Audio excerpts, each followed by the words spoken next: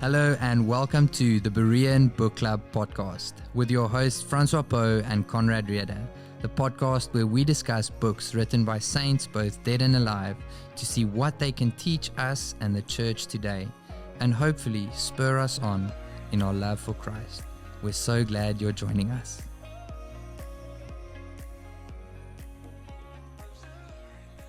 Hello and welcome everyone to this month's episode of the Berean Bookclub.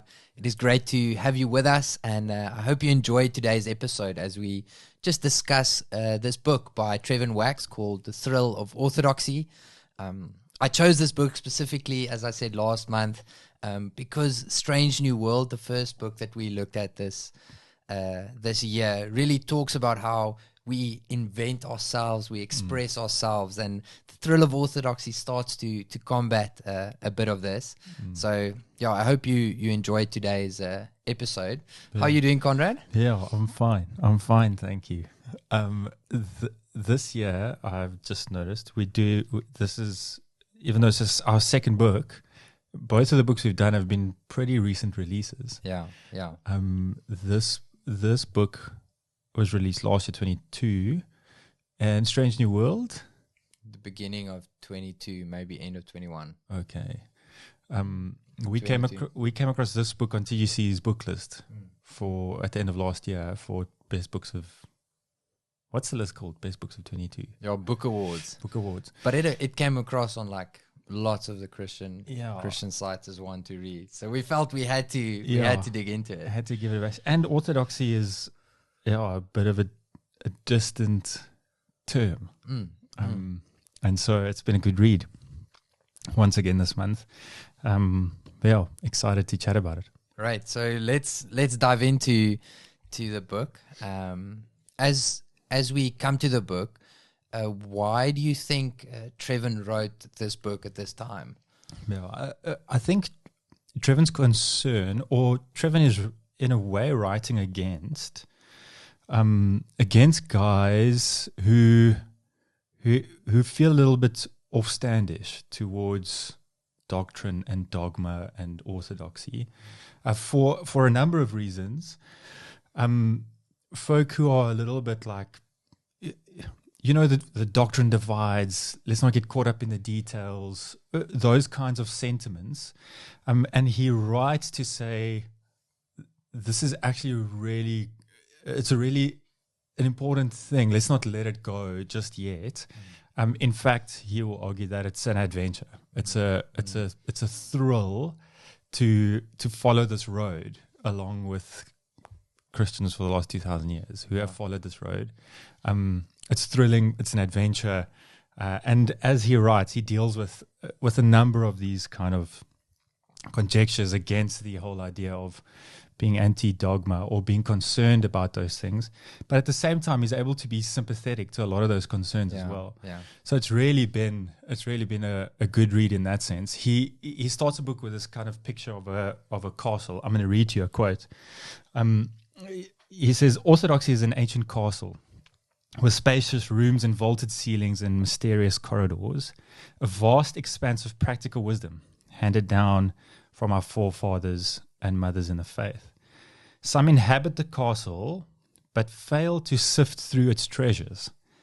Others believe the castle stands in the way of progress and should be torn down. A few believe the castle's outer shell can remain for aesthetic purposes, so long as the interior is gutted." And it's against folk who feel this way about this ancient castle of orthodoxy that he writes to say, it's a thrill, it's a thrilling adventure. Don't move past it. Don't want to break it down just yet. Embrace the beauty of orthodoxy. I think it's a weird, it's almost a paradox for us, I think, in our day and age, to think of something so old, kind of doctrines that were established 2,000 years ago as being thrilling. And so maybe as we go through the book, we'll try and show how he truly makes his case that it is a thrilling right as you look at it. I enjoyed the way in which you also kind of interacted with church history, so that you got a bit of a sense of how has orthodoxy gone out into the world, and as the church has thought about how to speak well about God, and how we communicate that to as Christians and to the world. Yeah, he was quite good at that. He was quite good at. He reaches like really far back into dealing with kind of like forefathers and kind of debates and conversations that have happened way back. But he's really good at connecting to like modern ideas and modern battles of atheism and naturalism and all of those kinds of things as well. Yes. So he's been really expansive in the ground that he covers. Yeah. As part of his task is to show that this is a story that started back then, but is continuing and will continue till the day that Christ comes back.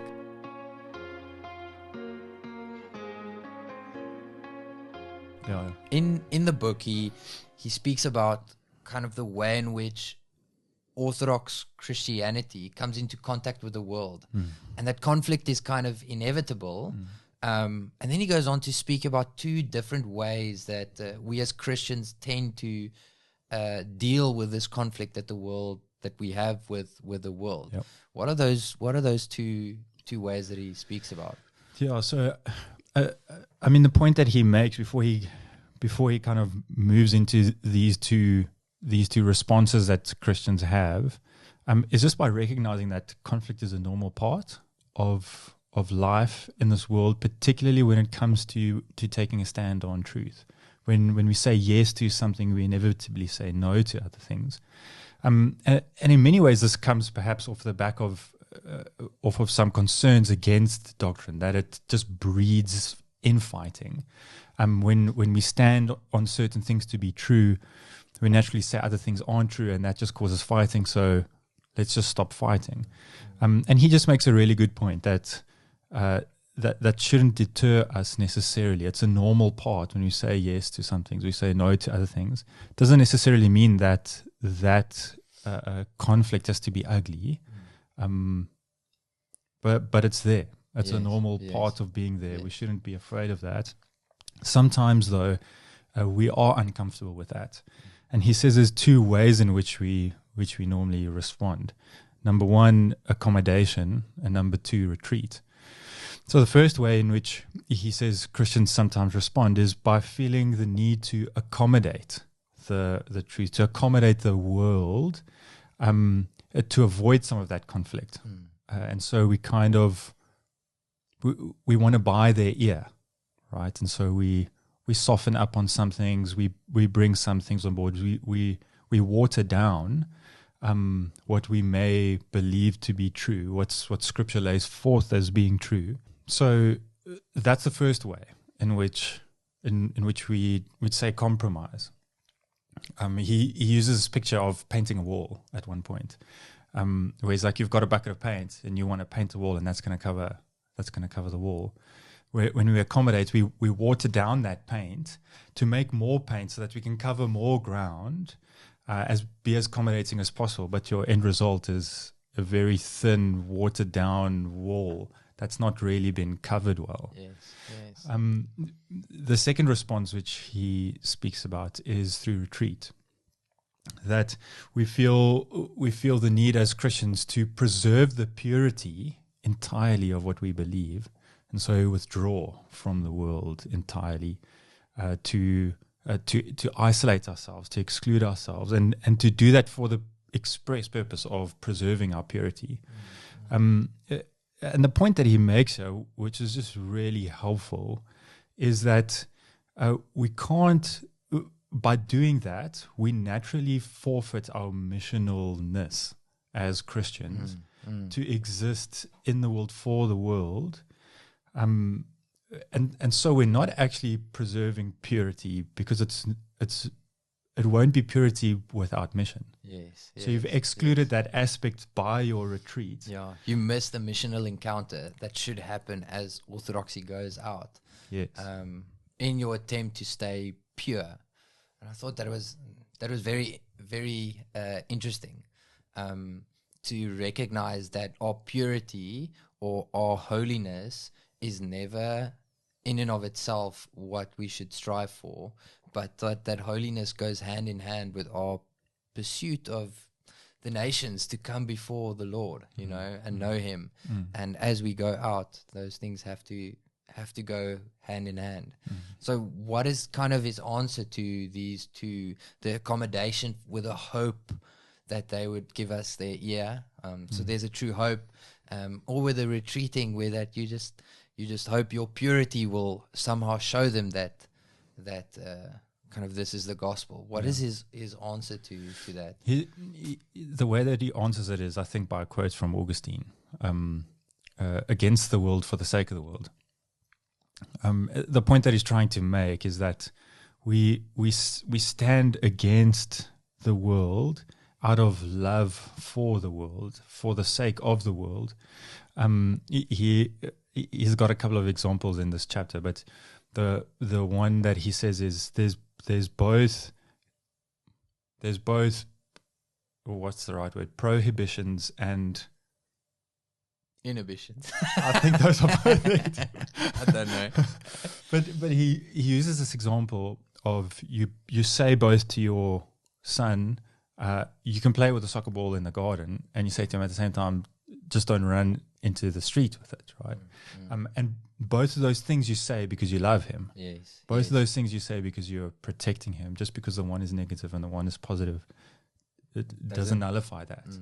And it's the same. It's the same reason we stand against the world on certain truths, on certain doctrines, that we stand firm there for the sake of the world, out of love.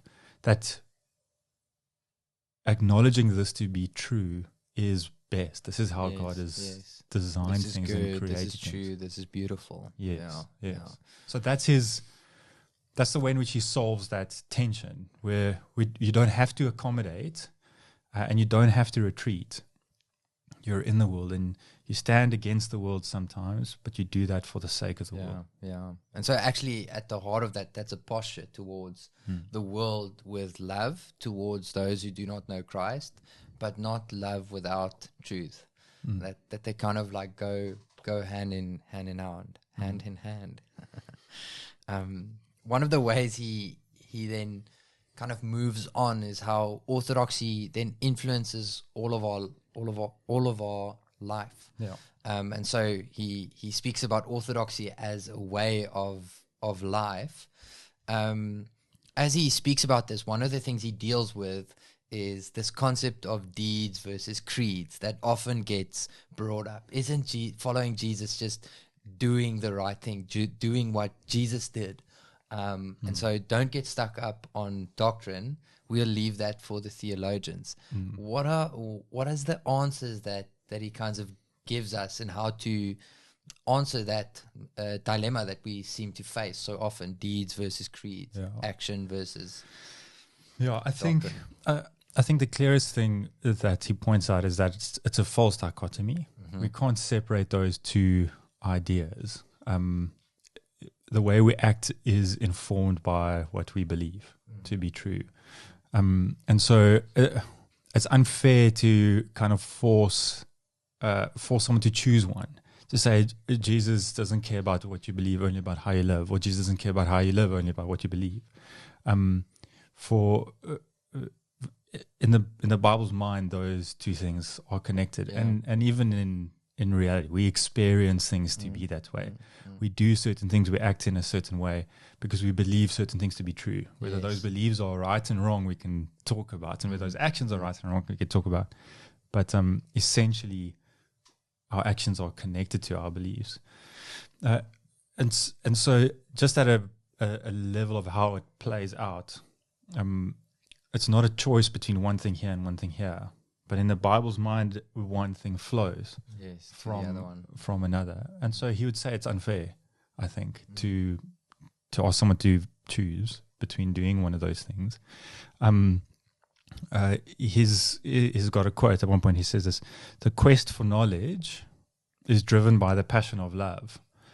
And the point that he's trying to make is that one of the greatest expressions of love for someone is the quest of getting to know them, pursuing knowledge of them.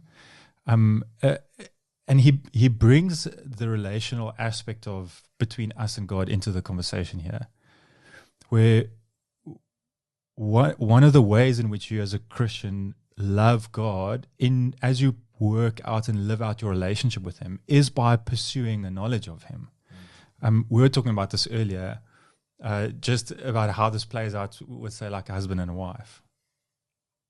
Yeah, so I think I was telling Conrad how in the context of a relationship of a husband and wife, anyone from the outside would it would be very clear for them if I tell them, no, like, I love my wife, I love Jess, but I don't really want to get to know her. I don't want to listen to what she has to say.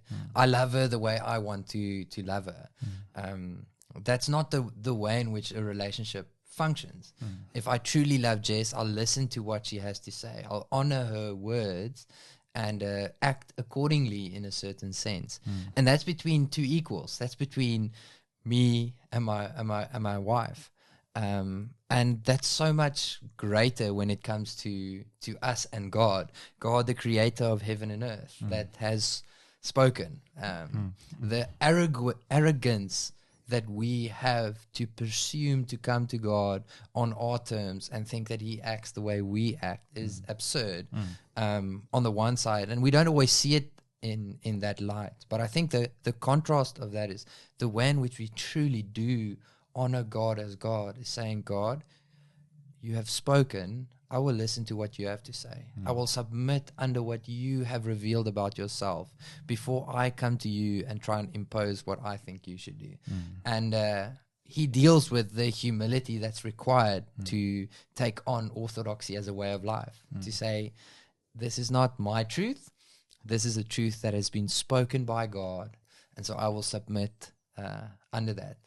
And so the beauty of all of this is actually when we rightly understand the pursuit of doctrine, pursuit of knowing God in the context of the relationship where God has not been silent, I think then it does create in us like a thrill and excitement, because now it's not like some of us do fall into the trap of doing. I pursue understanding these doctrines so I can look good in front of my Christian friends, or I can give answers to the world when they ask questions. The pursuit of knowing God is at the deepest level. I want to know the God that says he loves me. I want to pursue deeper communion with him. And our temptation is then to kind of like go somewhere else. Maybe I must just listen to the Spirit, or maybe I must go into nature and he's like, hey, I've spoken. Here it is. Pursue the way you pursue me is by getting to know what I have already revealed. And so I think that's a beautiful way in which he encourages us to say doctrine doesn't divide. It can divide if we pursue it with the wrong motivations. But at the core, doctrine is not something that's supposed to divide. It's actually supposed to breathe life into our relationship with God, because we come to know him for who he truly is. So what a glorious... Isn't that thrilling? I know. It's like I was speaking to another pastor, and he's like, no, I can't hear like the thrill of orthodoxy. Those things can't go together. And I said, I promise you, when I read this book, it really excited me to pursue knowing God, not for the sake of head knowledge, but because this is my God who has spoken. Amazing. The quest for knowledge is driven by the passion of love. Yeah. I think it's interesting the way in which he also just mentions how our world loves to lean towards pragmatism at the moment. And so we enjoy things that work. And so we pursue kind of like what works, what's efficient. So we have our marketing techniques at church. We have our ministry models that deal with stuff, and all those things are helpful. But it does lean towards what works. What are the actions? How many times have you been in a Bible study or in conversation with Christians, and they'd say, okay, but like practically, what does that mean practically? What do I have to do? What do I have to do? And of course, it's a desire. I want to I want to do something for God. But the focus is there almost always like leaning on us and what we should do. And the first thing that God wants of us, fall on our knees and see him for who he is. And from a place of rightly knowing who he is, we can work and we'll do things for the Lord. But it's not about what we do for him. It's really recognizing him for who he is. Yeah. And this is one of his concerns with the whole idea of, or with the sentiment that Jesus only kind of cares, wants me to live for him. It doesn't matter so much what I believe about him. His concern is that it does tend a little bit to be more of an action-driven relationship with God, which could possibly tend towards a more legalistic way of relating to God, that is only concerned about what you do, and not concerned so much about what you know about him, what you believe about him. And if you take into consideration what Wax is saying, that pursuing the knowledge of God is one of the ultimate expressions of loving, that makes so much more sense. That makes so much more sense. And the way in which the Bible, then you start to see the link between those things. You start to see when the Bible speaks of the knowledge of God, we tend to automatically move towards knowledge of God and just like knowing. But when the Bible speaks of that, it's actually from a place of love, knowing God for who he is. It works out in a changed life. Put on this, put off.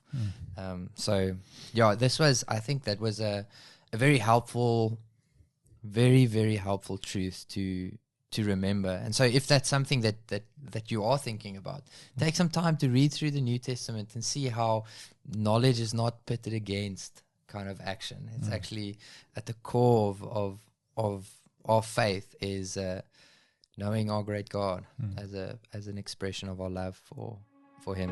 Yeah.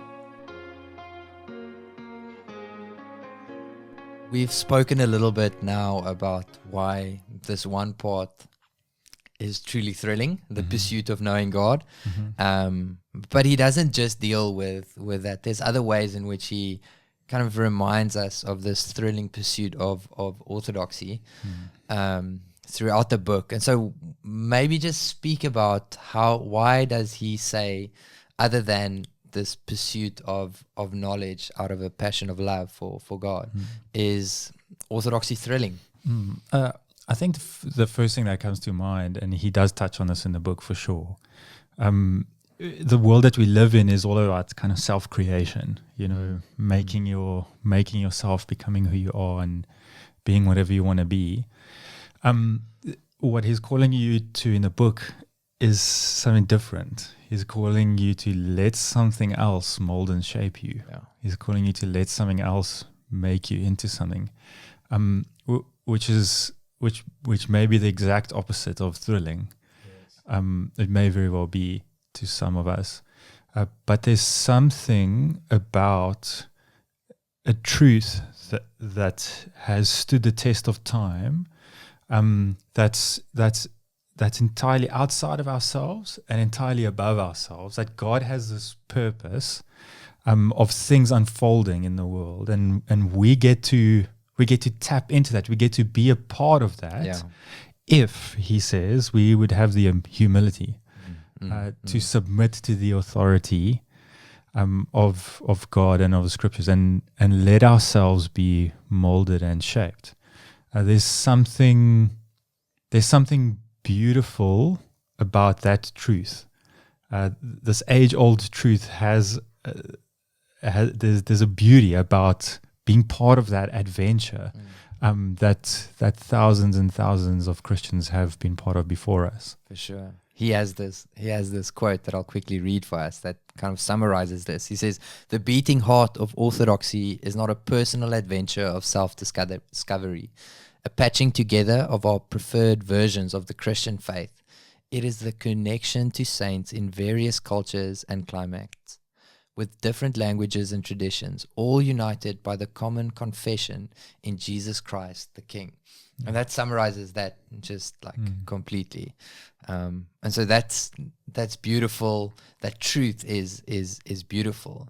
One of the other ways he kind of talks about it is as orthodoxy, as we see actually him tracing history, orthodoxy, the right understanding of who God is as the church has learned to speak about God, then kind of that gospel message goes out into the world.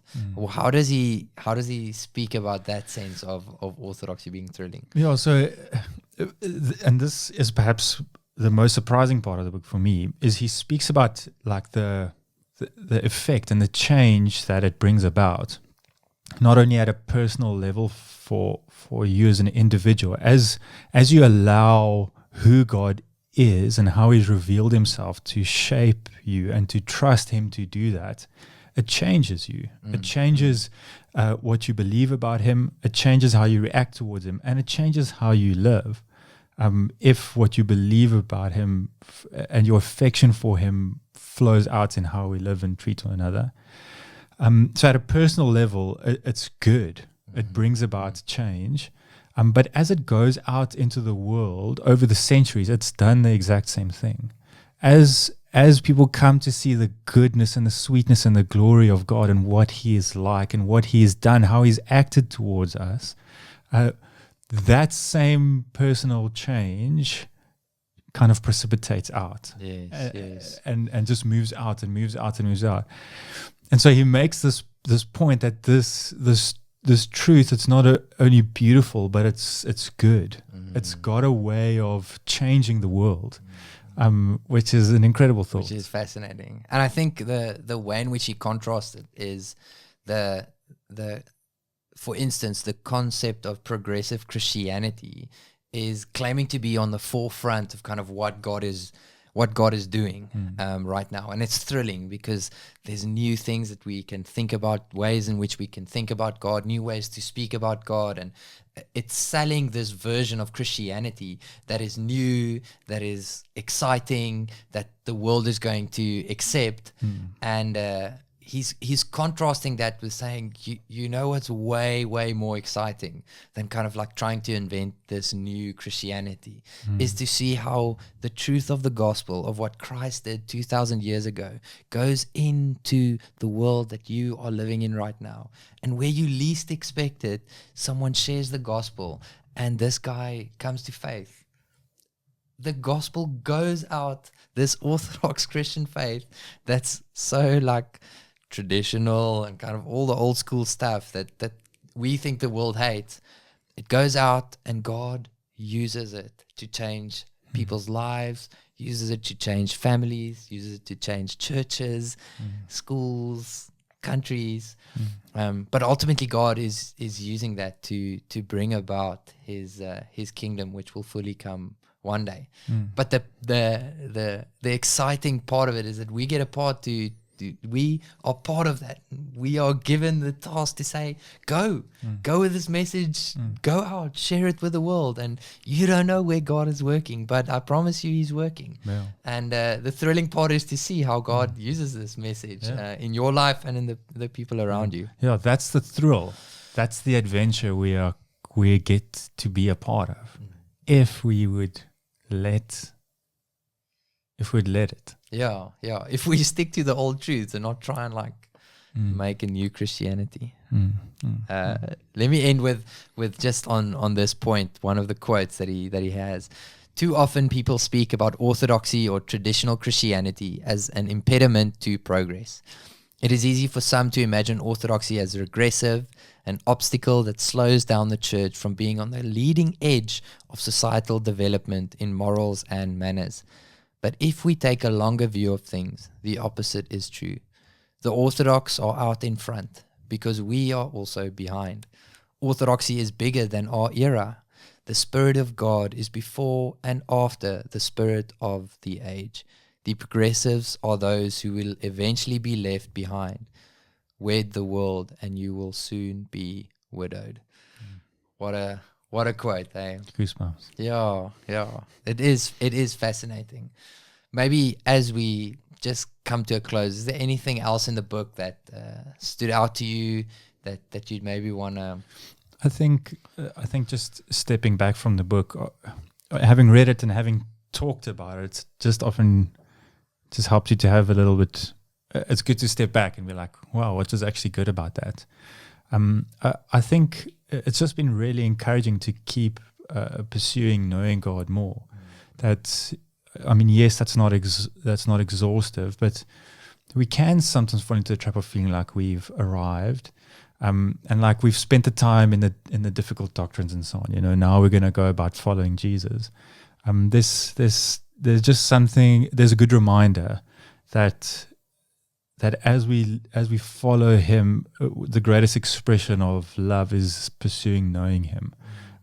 Not for the sake of having nice things to say about Him or to answer people's questions, but to adore Him more. Yeah. Yeah. Oh, that's good. That's good. Cool. What a great book. I really enjoyed it. So we want to encourage you to go and pick it up. The Thrill of Orthodoxy by Trevin Wax. And be shaped by these truths that have come before us.